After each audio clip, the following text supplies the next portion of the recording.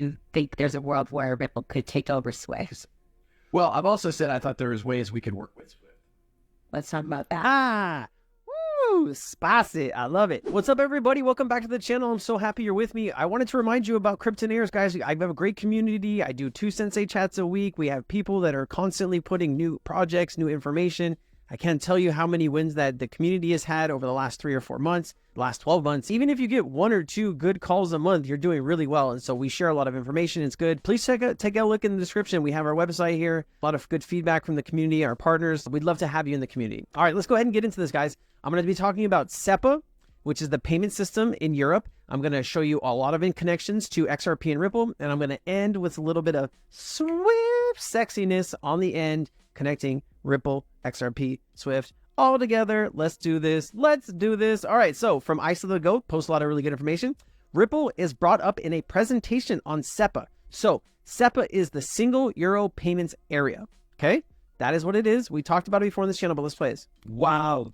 Seriously, wow. It's done. So the execution time for payment between you and the USA, for example, is only 4 seconds. That is less than half the initial duration time of the SCT ins. That's 10 seconds or some way. And no surprise that the company Ripple is worth billions. Is SCT instant really a revolution? Of course it is. It's a great achievement, but you should be aware that technology is evolving fast and that something already exists that allows to move funds even faster. It is called Ripple. I think everyone working in payments. Let's take a look about what's behind the hood here. So international remittances, area SEPA zone, countries, Ripple and technology partner, 34 single euro payments area. Damn, ISO standard, right? Oops, got a little bit more magic here to show you. All right, so I've shown this before, but hey, we're doing a video on SEPA, so let's do that again. Ripple network, right? You have SEPA up here, Euro, ACH. You can use Bitcoin if you'd like to. USD, Euro, BTC. All right. Article discussing SEPA upgrade in November. So a lot of things are happening in November, guys. Check this out. Clearing service will significantly change the ECB's market infrastructure. Until now, the only euro payments were possible in the target system. But as early as November 2023, the currency barrier will fall. With SEPA, OLA, a party, i.e. Oleg, whether sender or receiver is not in the Eurozone, i.e. out, in the future, SEPA account holders should be able to settle his foreign payment transactions just as quickly and easily as possible in the Eurozone with SEPA instant payments, right? Taking a look at this. Trangelo is a Ripple company, right? They own 60%, I think, of Trangelo, and Trangelo is connected in the SEPA area in the payment system. Any of these systems, they want to start using something like XRP for instant settlements, they can do that. To achieve this end, we've created an open internet protocol, a public tool that is free to use that enables PSPs to make necessary debits and credits to settle payments rather than rely on intermediaries like those banks that take all the fees. PSPs can use Ripple to securely and efficiently transact directly with other PSPs on the ledger. So just check it out, SEPA. This is SEPA. Here is how much money SEPA moves currently, right?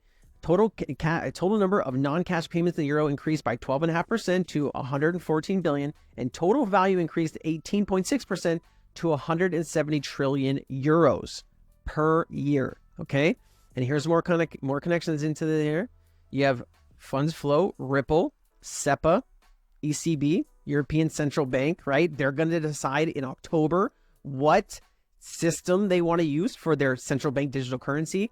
Christine Lagarde has mentioned Ripple many times. They've been in meetings. I've shown all of that. I've shown you guys that 100 times. Here is the Eurozone. If you didn't know, these are the countries. All right.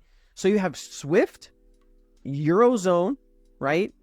All going live. JP Morgan, probably Citi, probably Bank of America. All of these guys are going live with ISO messaging in November. Now, the question is, who starts using digital currency first, right? Who starts using it first? What will the effect be on the other banks? Right, you have more information here. Starting November 2023, banks and PSPs will have no choice but to use the new ISO standard. They're pushed into it and forced to use it now, right? But it's a good thing because they're going to be able to do instant settlement with our good friends, all right? You look at stuff like this. Christine Lagarde, I've shown this a lot of times, but I'm trying to get the point across. I know some of you guys don't watch every one of my videos, and so I want to bring this up again. Ross Leckow, he was on the stage with Brad saying, hey, will the IMF ever hold digital currency? You have Christine Lagarde saying, it will never be Bitcoin. The European Central Bank or the IMF won't hold Bitcoin, but will they hold XRP? That's the question. That is what we're trying to solve here. Ripple's ISO 2022 Interledger Protocol. However, in an era of open services, choice and flexibility are paramount. The industry needs to avoid the pitfalls of the past to ensure interoperability of these platforms. At the present time, it is likely that organizations will choose differing solutions for their cross-border needs. A single platform accessible by financial institutions or infrastructure providers, allowing them to send real-time international payments in a similar architecture context to CLS. CLS is a financial market utility in the United States payment platform. And by desirable to some, but unlikely to materialize in the near future. With this in mind, an interoperable framework based on ISO 2002, where financial institutions and PSPs can select a platform that suits their needs and that is necessary. Pockets of activity are taking place in the space. The W3C, the World Wide Web Consortium Interledger Payments Community Group, has been discussing the Interledger Protocol as a standard way to enable frictionless transactions across networks. The International Payments Framework Application, the IPFA, has also drafted a rulebook for cross-border instant payments. The ISO 2002 Registration Management Group's Real-Time Payments Subgroup has developed best practices for use of ISO real-time payments. There may need to be a neutral global organization to be created in order to assist the industry in managing these differing programs and develop a regulatory regime that makes international instant payments possible. Here's Swift's timeline, guys. November, I believe it's November 19th is when all of this is supposed to take place. Check this out. Again, to tell you a story, 3 years ago, we actually experimented with 12 banks across different geographies who did not have pre-funding relationship with each other. We gave them a bunch of digital asset called XRP and asked them to use it to see if it works for cross-border payments as a bridge currency. They came back to us after 6 months and they said, look, it works beautifully, but we cannot use this. And there are two issues with this. Number one, it's highly volatile, so we cannot use it. Number two, my regulator will never allow me to use this. There is no risk weighting to this, and it's too volatile. There is no way the central banks will allow me to use this. This is for the 2015-16. So we went back to the drawing board and came up with a new product. On demand. Basically, what that product does is, through that product, banks do not have to own a digital asset on their books. They could leverage that product, connect with a digital asset exchange. This is why Ripple bought back XRP after the lawsuit, because they needed to be able to fund the ODL. They needed to have a pool of liquidity of XRP in ODL for these banks to use so they don't have to hold it. Remember, banks can custody crypto assets right now. It's iffy in most places, but banks can custody, but they cannot hold crypto on their balance sheets yet. That's where Basel framework comes in, and that doesn't come in until 2025 unless that is pushed forward, okay? Utilize that exchange to source liquidity in real time. And because the entire transaction happens in less than 30 seconds, because of the speed of the liquidity risk is taken care of. So we remove the two big concerns that banks and payment providers had and almost productize it in a way, and then we launched the product last year. There you go. So right now, on-demand liquidity does about $1 billion a month. Not a lot of money, but look, this is Rosie Rios, okay? She is on the board at Ripple. She often says the train has left the station. Obviously, we're like, the price is still low, but she's talking about the wave of digital innovation is already here. It's already moving. It's already being adopted.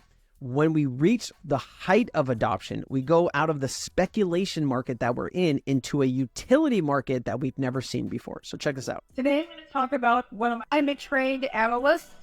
After graduating from Harvard, my first job was at Yes. It is my name on the lower left-hand side of U.S. money. They say that no one has made more money than I. And I want to start by saying I am also on the board of Ripple, the XRP. So I want to make something very, very clear. Blockchain is here to stay. And Iran has left the stage. You're going to be quoted about that all the time. As far as I'm concerned, whether it's fractional real estate, whether it's art, whether it's NFTs, blockchain is not going away.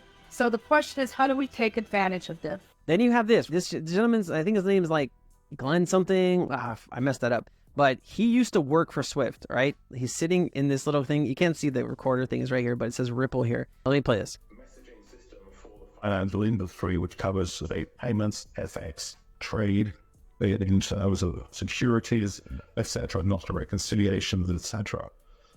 What we're looking with the crypto, though, is where Swift would have a store and forward system for most of its payment transactions. We need service agreements that in a certain time I will do something, but payment turns up at a certain time through the day. Here we're looking at the styles which allow instant, real-time movement of the funds and the visibility of those funds as well. So we would not have a situation where banks need to come back to you and say, how have my funds arrived? It's 3 days later. I need to find out or find query messages moving around the network. That is the current payment system. You send $1 billion, you call your bank, hey, do you know where my funds are? Can't say that we do, sir. Sorry about that. It'll show up eventually, probably, right? 5% of international payments fail. So who loses that money? That's usually the bank that loses that money. So if you're a bank, put yourself in a position, right? We're all just random people out here trying to understand what the hell is going on with all of this technology. But if you're a bank, what would you do? Are you going to use the old system that you get charged all of these fees, you lose all of this money, and it takes days and you don't know where the money is? Or are you going to take all of your nostro vostro money back, right? Which is trillions of dollars locked up capital around the world that's stale, doesn't do anything. You just need it for this whole correspondent banking system. Or are you going to start using the new system? From a bank's perspective, not only you're going to save money, you're going to save time, you can offer better services, you're going to have more money. That is a bank's dream, guys. That is a bank's dream, and that's what is going to take place here. I don't either. There you go. Institutions who need real time to make use of that. But I think we're also seeing SWIFT are changing the network capability, so the real time will be a possibility as that as well. We may also see Ripple RP moving across the SWIFT network as a currency when we're back to using something like that. I've said this for years and people have called me crazy. It is what it is, guys, but I see that's what's going to happen. So does this gentleman, and so does a lot of people that are out here that are believers. And remember, guys, Swift GPI is just a messaging service. Now, here's Brad. I think this was like 19 or 18. Check this out. Big step forward. For 40 plus years, we had a construct around how cross-border correspondent banking worked. It worked, but it had a lot of limitations. We're seeing that move forward, but I think it's a step forward when you're switching from, if I may, horse and buggy to, hey, can we make the horse and buggy go faster? Sure, but if we can actually just move to a Ferrari, let's do that. Let's do that. I think there's a world where Ripple could take over Swift. I've also said I thought there was ways we could work with Swift. Let's talk about that. Ah, woo, spicy. I love it. All right, guys. If you don't know what Swift is, it's cool, man. It's cool. Let's just talk about it. If they come up, here you go. So Swift is a conglomerate of 11,500 banks globally, right? So the banks own the system, right? But now the Swift GPI is just a messaging service. It's just like RippleNet. It doesn't do anything for the payment and the settlement, okay? Now that you can attach something like XRP, something like XLM, something like Hedera, something like XDC, when will banks start to use it? Now, it could be in November, guys. It really could be. And what does that do for the price? I have no idea. It's going to depend on demand, how much money is flowing through the layer one, the ecosystem, as well as how much value is actually added to the XRP ecosystem. When you digitize stocks, when you digitize bonds, when you digitize where does that value live? Probably on a private ledger. But if it does live on a private ledger, on the XRP ledger, that's still on the XRP ledger, guys. There's a bunch of links in the description if you want to support me in any way. Token Metrics is down there, guys. It's one of the best tools I use out here in the crypto space. They actually have a free account now. It used to be 20 bucks a month. Snag that up while you can, because once they go back to 20 bucks a month, you might lose that. And it's just fantastic. If you want information, if you want actionable information on crypto, that is the tool to use. Peace, guys. Ciao.